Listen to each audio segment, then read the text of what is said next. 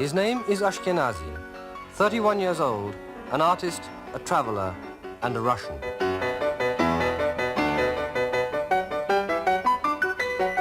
Sometimes it happens for a few bars just to feel just that's right.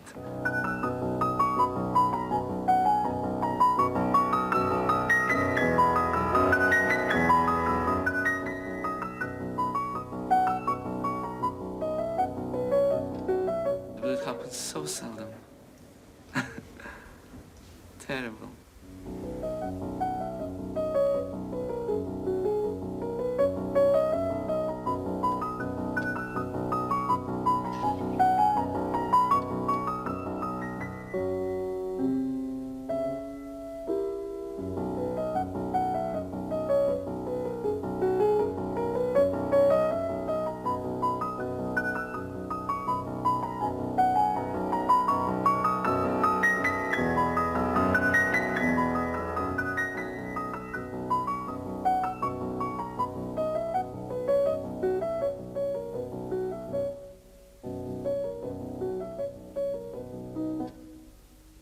He was born in Gorki in the USSR in 1937, the son of a professional light music pianist. He grew up in Moscow, where he studied at the famous 10-year music school. But since 1963, he has lived in the West almost constantly on tour. A Russian with an Icelandic wife and a house in London, but no real home, and still very much a Russian. I feel that I come from the Russian cultural background. I feel that, you know, the vital juices in me come from Russia. But I believe, well, I hope that I've developed further than just being inspired by the Russian cultural background, because performing art can't really be in the frames of one country's cultural background. But I find myself, if I hadn't been in the West for these 5 years, probably I wouldn't have got even where I am now. Because you simply have to be in the atmosphere of the great masters of the past who understood this music. My family still lives in Russia, so I have some kind of practical ties. Yes, of course, I correspond and I write to my friends, but I don't go there. Instead, he has spent 5 years touring in the West on a Russian passport, and with hardly a break until June 1968, when he decided to move to Iceland. You can imagine. Yes, you can imagine all this travel, all noise and all difficulties and luggages and planes and hotels and everything. And in the midst of a tour, I sometimes think, God, I can't stand it anymore. I have to go and rest somewhere. Really, even when I have a day or two, if I feel really tired, I'll just take a plane and go to Iceland for one day. But I wouldn't have gone to London for one day, because there I won't rest. And this is an ideal place for such a retreat. It's already marvelous. You feel already much healthier, and that is very important, because playing is not just mental work; it's also physical work. You have to be in good form always. Too bad. You have to have energy and vitamin C.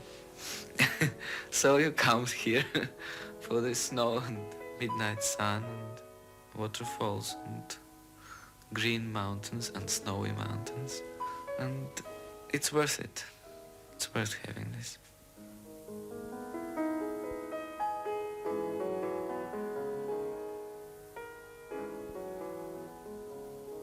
My wife couldn't really buy this house without me, but she already saw it. And then in January I had literally one evening free, so we decided to fly here for a few hours. In fact, it was just for 3 hours, so that I can see the house and to go next morning to Copenhagen. I had to play in Copenhagen. So I came here in the middle of the polar night. It was very romantic. Circumstances were very romantic, I must say. So we chose this house. Now we came here just for a few days, and we thought we could put all our furniture and stuff and things, but nothing has arrived, so it's all empty. Look, I have my Beethoven here, that's all. I haven't had time to unpack it. Look, there is nothing in the house, absolutely. I mean, just parquet, nothing else. Look, the kitchen is empty. Come. I couldn't offer you a cup of tea or let alone breakfast.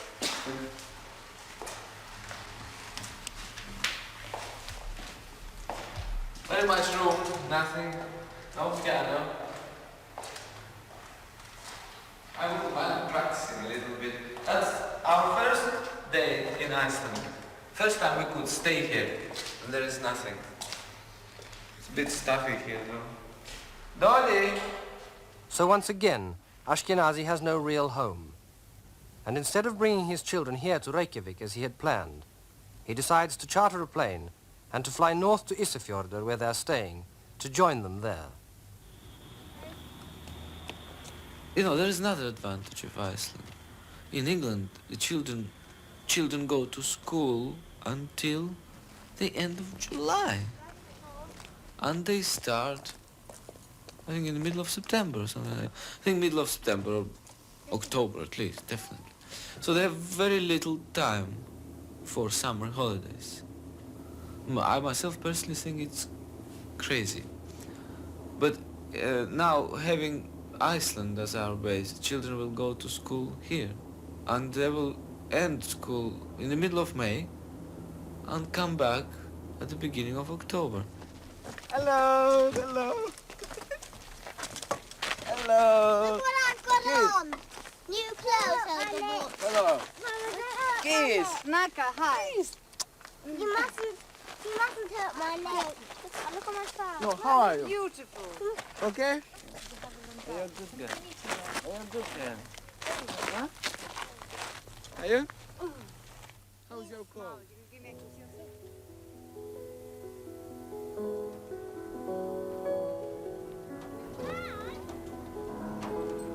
But, you know, we travel all the time, almost.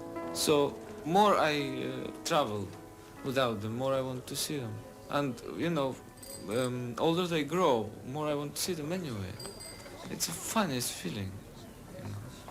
And it's not what you call family life. You know, family life has some funny connotations, you know, that you sit in front of a fire, you know, have your tea with children around you, something like that, play with them. To play with them, I don't know, I'm not so interested in playing their toys with them. I don't care much about that, but I want to spend some time with them, to talk to them, you know, to tell them what I feel about things, and to know what they feel about things, and, you know, to grow together somehow, like human being with a human being. And if the children see that, that's already a good thing, and it's a pity we don't see them more, of course, but what could I do? I couldn't stop playing. Right? And now, when I go to London now, I will do what I ever do in London, but at least I will feel much better because I know that when I go to Iceland again for those 5 days, I'll see the children every day for hours and hours and hours. So in London, I'll do the same things as ever. And that's just before the end, yes? Yeah. Just really... Yeah. London, July.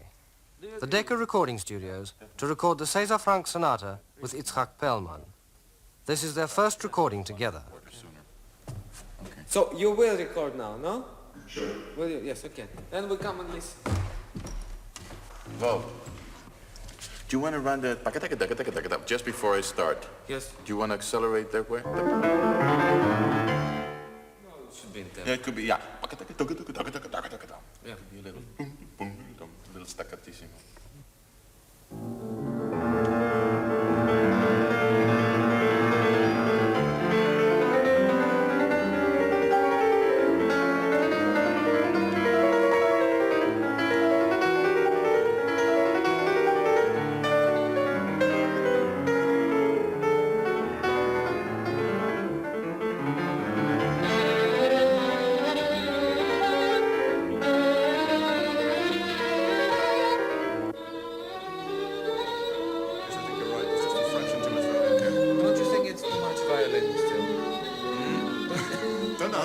good is that? No, don't you think that the level is such tremendous of violin against the piano? No. What a fight.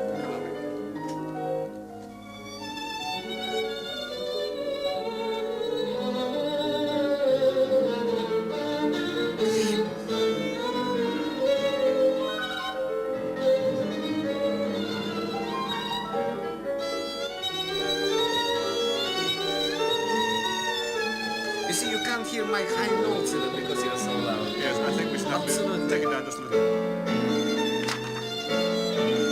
Now here it's fine.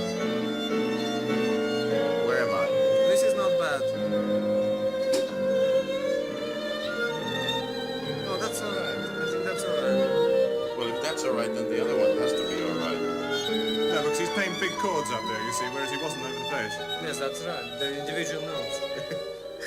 I think this is an uphill fight.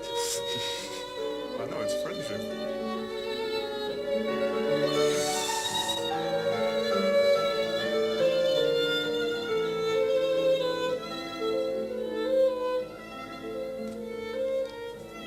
One note. That was beautiful. It was. Yes. Very good. Yeah, but that A wasn't. This is all lovely, actually. This was very good. Yes, I agree, this is beautiful. Sad we stopped there. Why didn't you go on? Any comments about the sound? I think the sound's excellent. It's good, except that the violin, I think, has too much at the moment. Not to say he In one plays or two absolutely spots we'll beautifully, talk about but that. I think it's still a duo and not just the violins. I quite agree. I think Oh, it's important, it should definitely. be. You know what? No, And but the I- thing is that why is it then there's sometimes it's Well, look, it's the balance varies then. Well, the balance varies because on these big, thick chords, you know, it's... This, yes, exactly. You hear these chords because like this, yes. But here, when I play a note at the time, then you don't hear. You hear just the general rumble. You know, that's all. Well, You know, you don't hear this melody even that I'm playing. I put all my weight on these notes. it's a very fine thing, you know. There's not too much violin. There's just a fraction at one or two No, places. it's that's all. Yeah. Acoustic a bit less. Then well, is less that good violence enough reason seems to be completely fine. take it off? Oh, no. I don't want to completely... take it. Itzhak, you Yeah. will be heard. Don't worry. Shall we rehearse the finale now? Shall we go and rehearse the finale now? If you Okay, want to that's fine, good finale, idea, let's that's do it. fine. Yeah.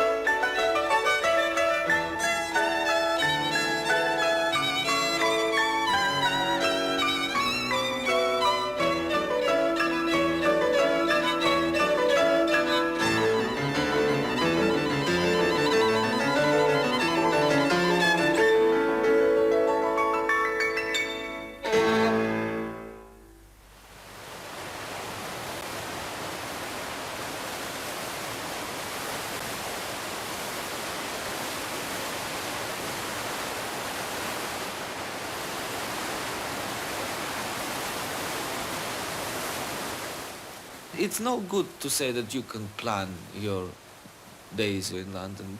No, it's quite impossible to plan them because there's so many things that you have to do. So I have to record, of course, yes? Then somebody from some radio station will phone me and say, look, can we have an interview? This, okay, we'll have an interview. Then some program is going on in television, somebody will come, could we have just 5 minutes of you saying something that'll take half a day? And I can't tell you everything, because, you know, as always, life brings you things. And in London, life can bring you so much more than anywhere else, you see.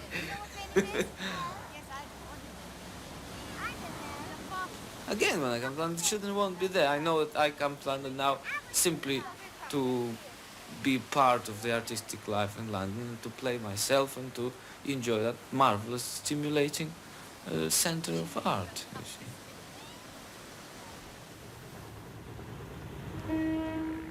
London again, August the 14th, for the first season of South Bank Summer Music in the new Elizabeth Hall. To play duos with Itzhak Perlman and Stravinsky's own arrangement of The Rite of Spring with Daniel Barenboim.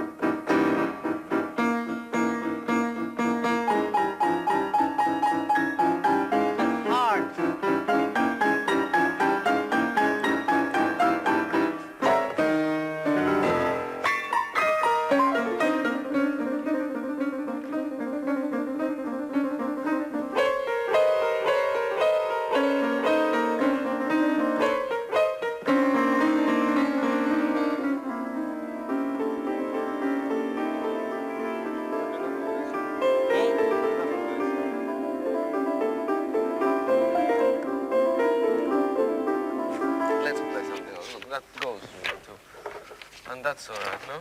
Shall we play just some of this? Yeah, let's play from around here. Yes. First time. No, second. Second time.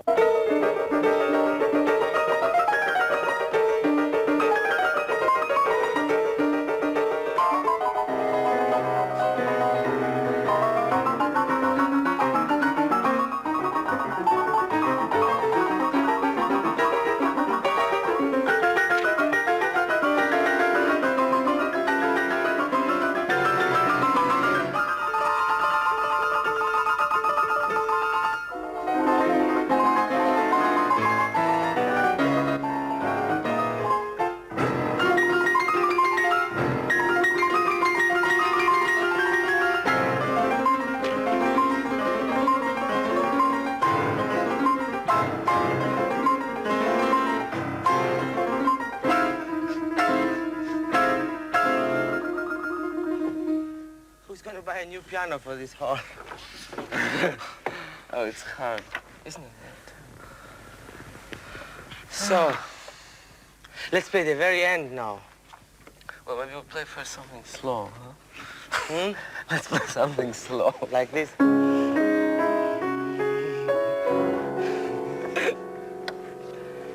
Where? Well, Where was let that? me play that thing. Hmm? Okay.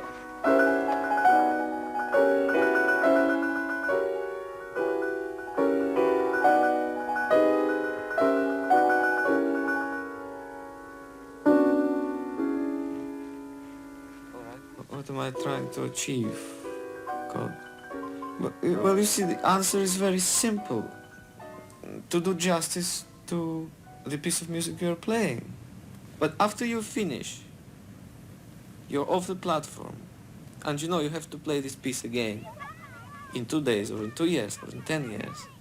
You know you have to achieve the same thing, and a better thing. But when I'm being asked, isn't there a feeling of satisfaction, or if you feel that you played well? I could say, yes, there is a feeling of momentary satisfaction. I don't have a sense of lasting satisfaction, ever. Can't be. So from time to time, well, sometimes I think it's a funny thing that, you keep it polished, you play it probably better and better. Then you die. What is that all for? So funny.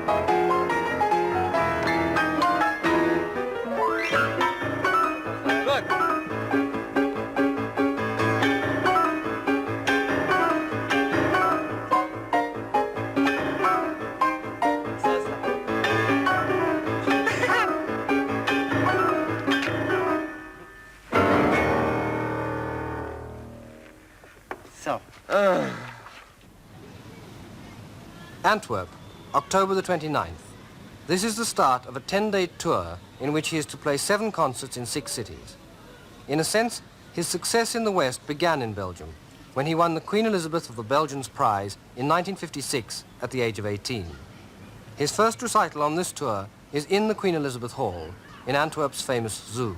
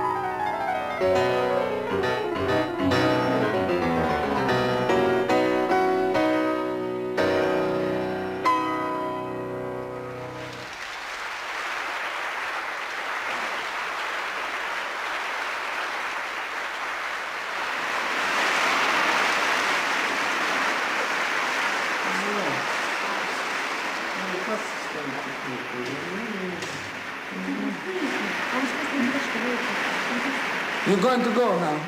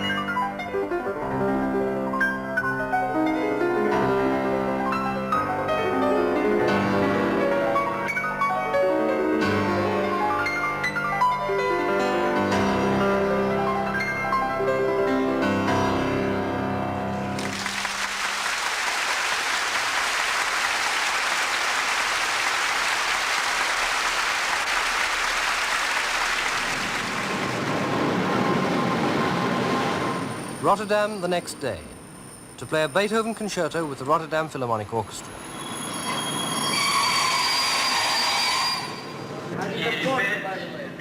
As an artist, one of his major problems has been coming to terms with the traditions of Western music and playing the great composers of the West to Western audiences. The attitude to that great music is rather patronizing in Russia, I think. I had no idea how to play. No, even worse. I had no idea how great this music was. Because in Russia, unfortunately, they can't teach you this music.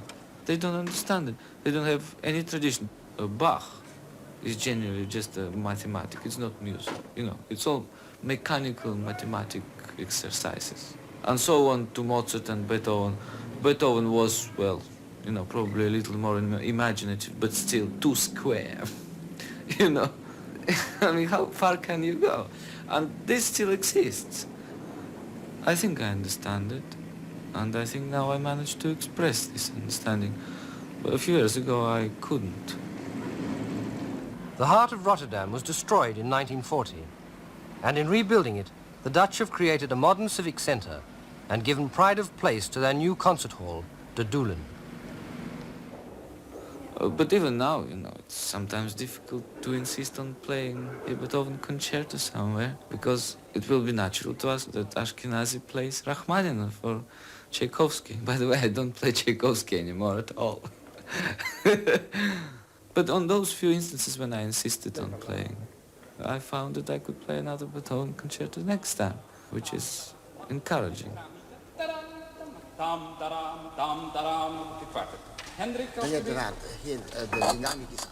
The conductor is Edo de Waard. Mr. Ashkenazy, what do you like here? Yes. What kind of dynamic do you like here? I think it should be forte, not for the mezzophone. Yeah, okay. Okay. Dam, pam, padam, alles met z'n vorm. Hendrik, graag. Hendrik. compact van toon.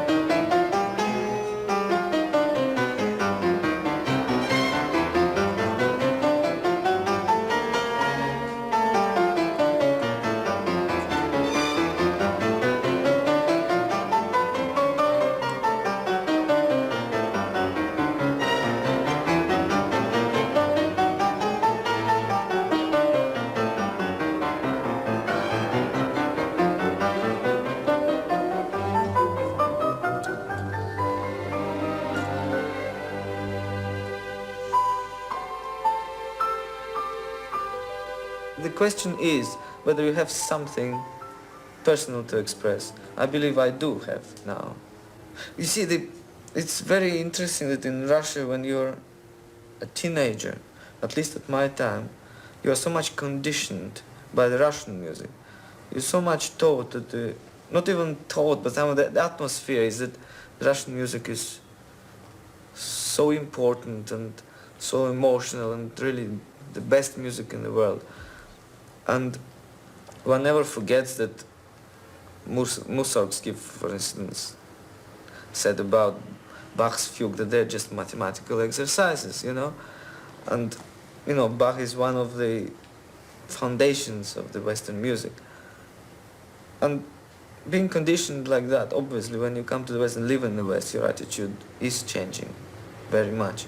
And you find the new significance. And if you play Beethoven or Mozart, you can't really say it. You play it in the Russian way. It's ridiculous. There's only one way. It's Beethoven way.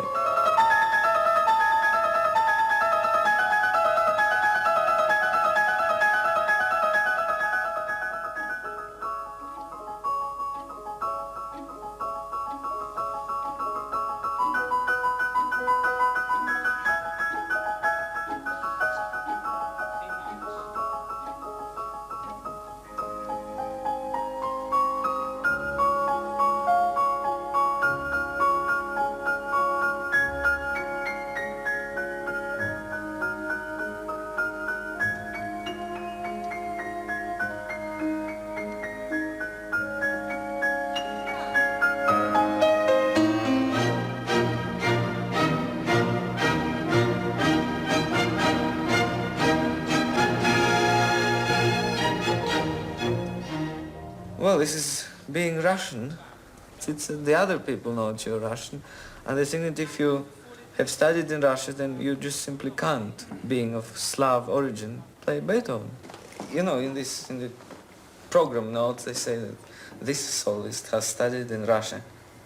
That's it. The critic who comes to the concert and sees the program notes, oh, he's from Russia, he can't play Beethoven, he can't play Mozart, nothing. Even if I managed to play that particular evening pretty well, even in style, whatever you say, he'll still say, oh, of course, this Slav nature, and it was all too much of that, and not enough of that, you know. You can't escape it. Now, I don't think in these terms, and I'm not inhibited anymore. I think that his music is too important to think that it can be played only by a certain race. And I don't think that the Slavs are so inferior people not to be able to elevate themselves to the world of Beethoven. On the contrary, I think they can.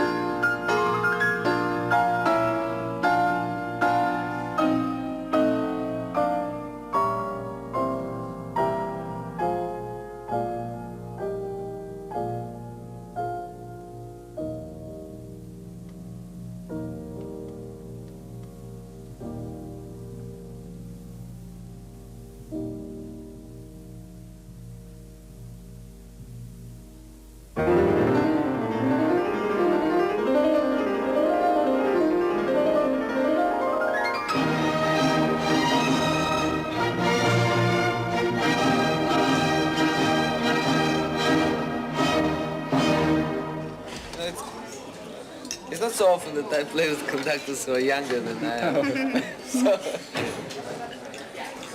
you know? Well, it'll stay that way for 50 Well, years.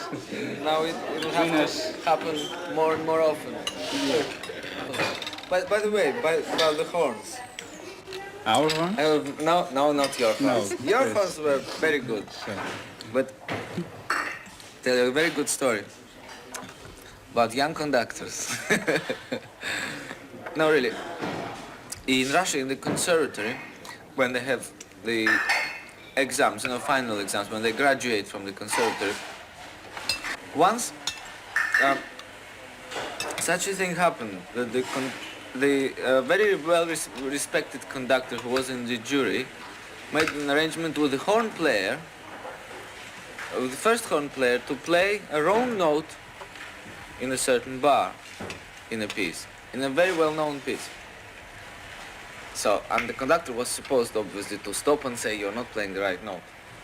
So the symphony went on, and that bar arrived, and the young conductor didn't stop the horn player. It went on. So that man in the jury stops the orchestra and says, "Young man, why didn't you stop the orchestra? Didn't you hear the horn play a wrong note in this bar?" He said, "No, professor, I haven't heard anything." Then the horn player stands up and said, "Professor, I'm sorry, I forgot."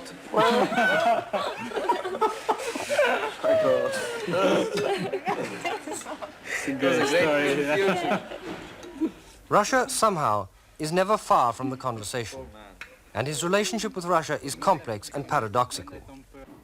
I feel certainly indebted to Russia very much. And as long as I live, I'll be grateful that I was born there. I'll be always grateful. I can't separate myself from Russia. After all, I'm Russian. But I feel much more, I suppose, now, a man of the planet, a man of the world.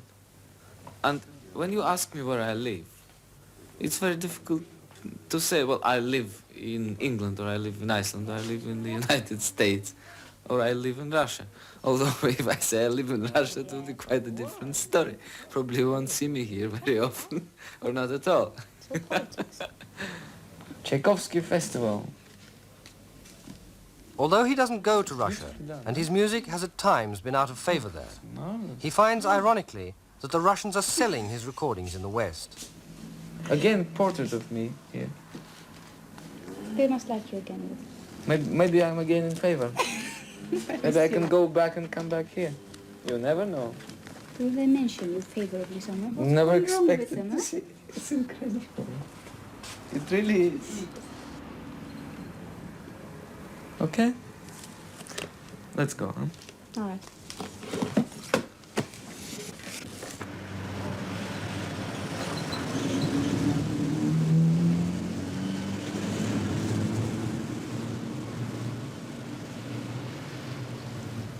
November the 3rd.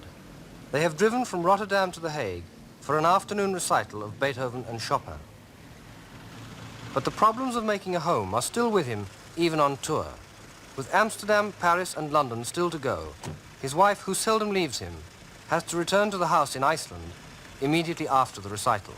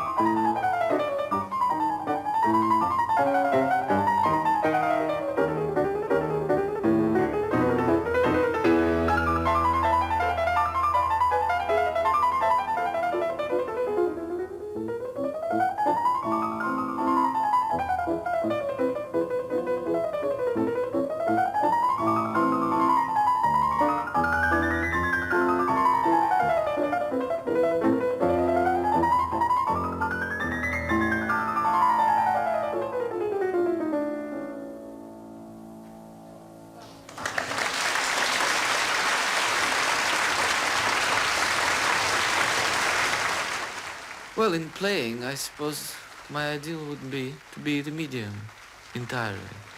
And those few times in my performances when I felt that actually I don't play but something plays by me. Sounds too mysterious, but there's nothing mysterious about it. It's just sometimes I achieve my highest potential. And in that highest potential, in fact, I don't feel that I'm playing anymore because all my bodies, all my impulses, in that stage, they're on such a high level that I simply don't play. My body plays by itself. And there's no more to it, you see. Well, that's my ideal as far as my work is concerned. I don't think much in terms of outside my music. But I shouldn't think that I depend so much on material values. I really don't care so much about it. What I really mean that, to my mind, music is the highest expression of a human mind. I really think so. I'm not ashamed to say it because I know that Beethoven thought so too. And I simply couldn't imagine of not being associated with this great expression of our mind. There are many things which you cannot say in words because words simply don't cover everything in life. But if you try to explain music, you fail. So isn't it worth living to try to express inexpressible?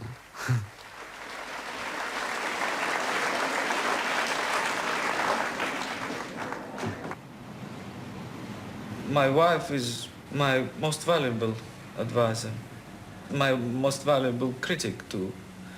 And she tells me exactly what she thinks, and she has a very natural response to music. And she helps me immensely. I couldn't overvalue her help, really. Well, how much importance you can attach to the criticisms is a very arguable thing.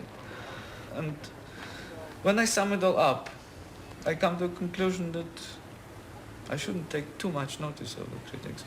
Only I and my very close friends who know what I can do, how much I can develop, what good I have done this particular year. Only they can tell me, and I myself can tell me what was good, what wasn't good, and what I have to achieve. And critics, they can't teach me. We don't usually bother.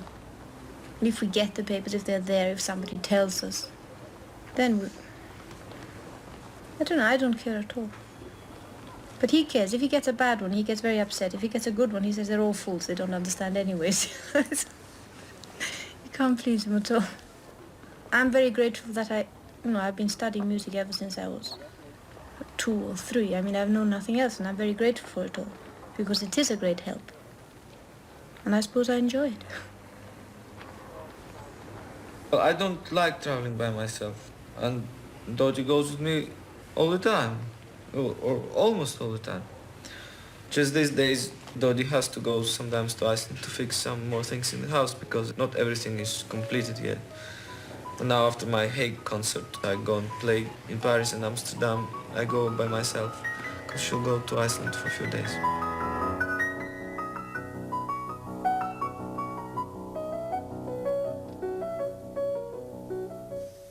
What am I? I'm a human being, right? I'm a musician, pianist. What? I'm a man, husband and a father. A Russian, half Jewish, and a football player. A traveler. And I am a citizen of the world. I hope.